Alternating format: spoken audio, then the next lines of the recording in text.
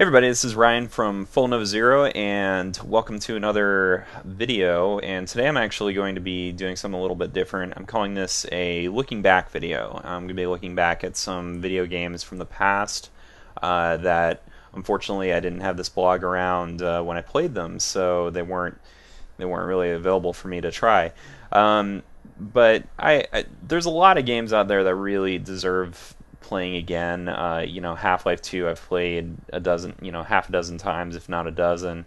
Legend of Zelda Ocarina of Time, that's another big one I've played quite a few times. And Sonic the Hedgehog, a lot of these ones are very, they just deserve to be played again.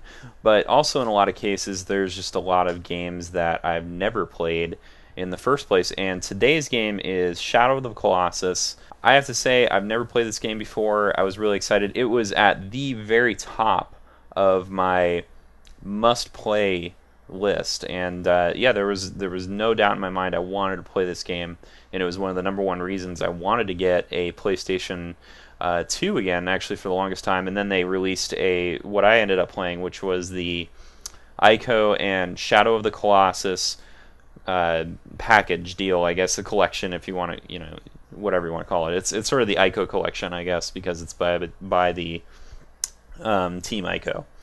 It's really fantastic, wonderful game, and I want to show you at least one of my favorite Colossi, which was this one that it went underwater, and maybe I should back up for a second and just explain what this game is all about. So all that Shadow of the Colossus really is sort of a very simple adventure where you start off, you need to rescue this girl, and the only way to do that is by defeating all the Colossi. There's 16 of them total.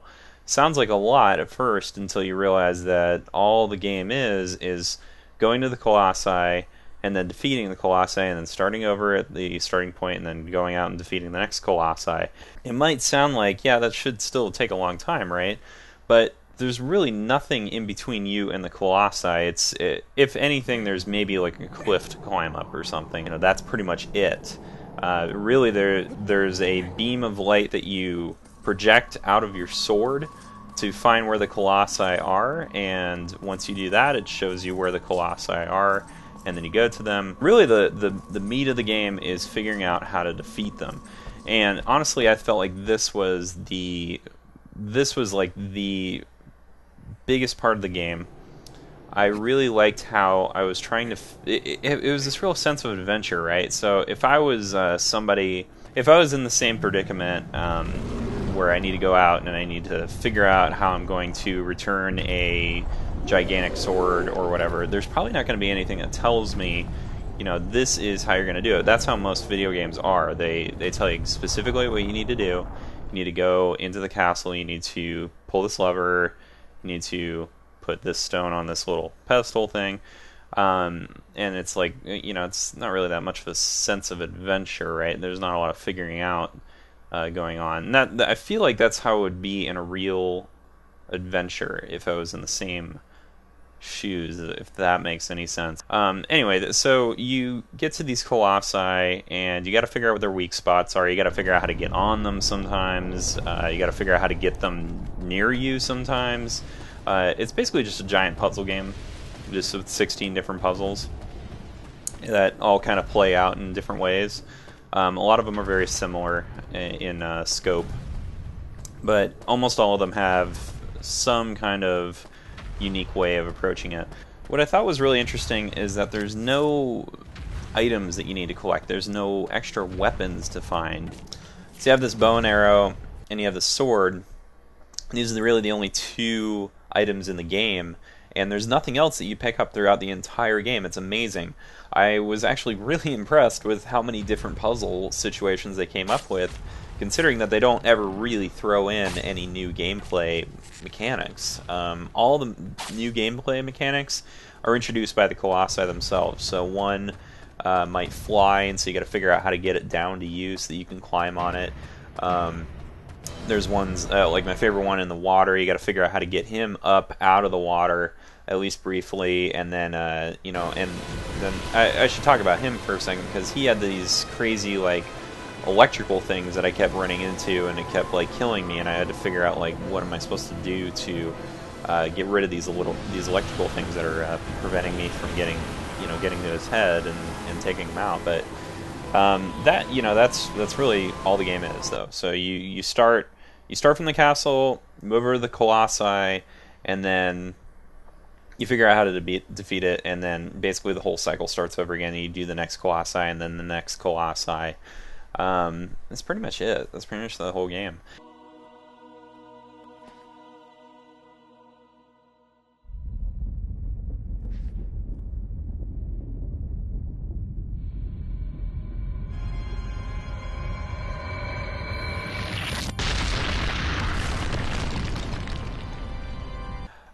It sounds really simplistic and boring to some point, but it's not. It's just got this sense of adventure that no other game has, and I think this is why a lot of people really enjoy it. Obviously, the music is great. I love the bleak and almost barren landscape. In a way, it's very artistic because you look out and you can see these huge vistas, and that was honestly that's pretty rare to find on games. I guess this is about 2005, so it's really not too long ago. But for the PlayStation 2, that was pretty nice looking though.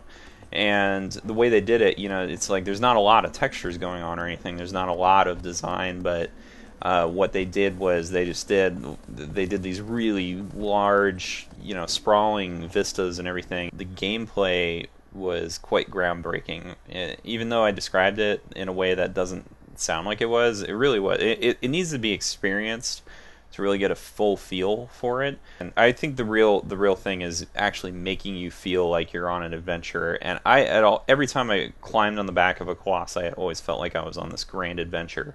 And I just never get that sense in a lot of other games. I shouldn't say never. I get that sense in like a Zelda game.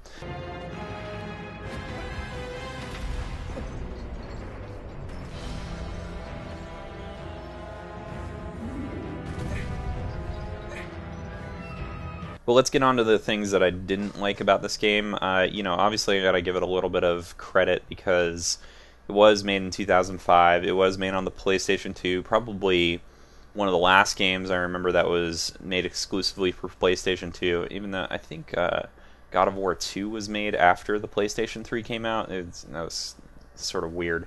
I would say that the animations were some of the low points of the game. I never felt like the horse mechanics worked very well. First of all, the character runs like a total idiot. I've never seen anybody run like this in my life. He runs sort of like he's flailing his arms out all the time, even when he has a sword equipped. I don't really know what that's about. And then when you jump on your horse to actually get to the next destination, you need to get on the horse and then rapidly press X over and over again to like get its attention or something. I didn't really understand why you needed to do this. It was just really annoying. Like I couldn't even push forward on the stick just to tell him to walk forward a little bit or at least get started.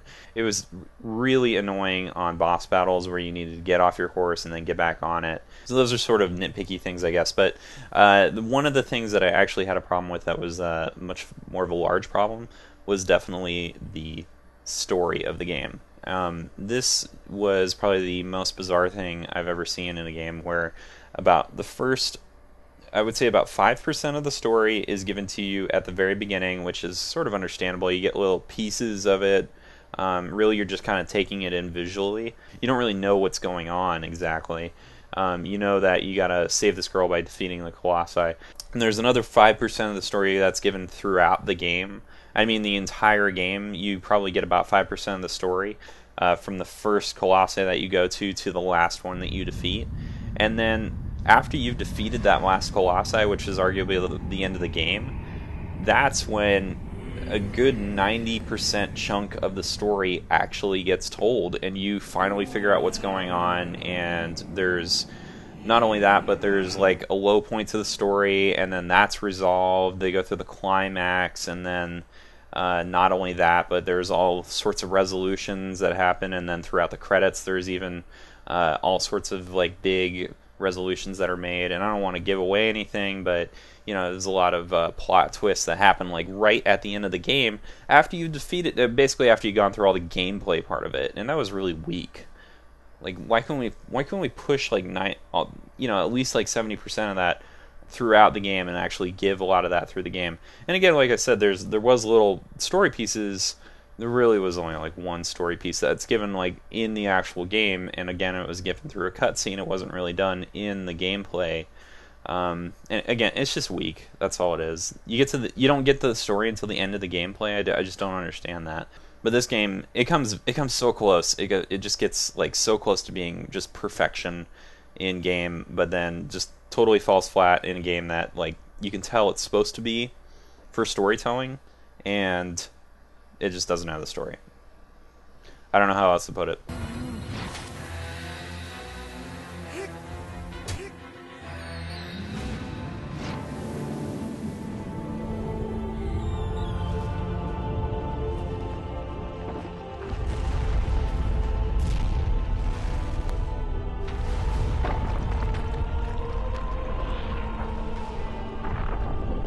Anyway, thanks for watching, guys. I really hope that if you haven't played Shadow of the Colossus, that you go and get this Ico and Shadow of the Colossus collection. I will be playing Ico at some point in the future. I just heard that Shadow of the Colossus was some sort of a prequel, maybe, maybe not, and so I said, okay, well, I'll play that one first, and that was the one I wanted to play more badly anyway. But I do have Ico, so I will be trying that pretty soon.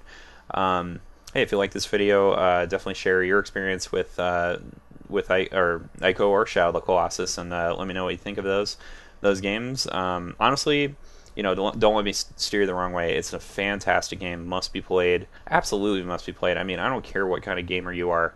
This is a must-play game, just no doubt. Subscribe to my feed for more videos, and of course, visit our website at fullnovazero.com. Thanks very much for watching, guys. Have a good one.